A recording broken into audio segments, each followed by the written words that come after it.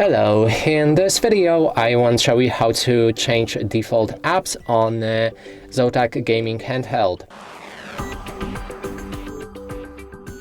To do this, first we'll need to click on the Start, navigate to the Settings, then open the Apps, and here go for Default Apps.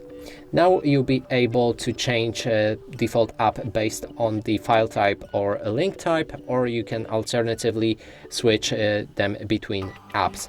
So in this case, I'm gonna go with the latter options and we're gonna search for an app which is Edge browser. It should be found right here. We can click on it and then set it as a default. This will change each link type visible right here to Microsoft Edge, and you can do it with different apps as well.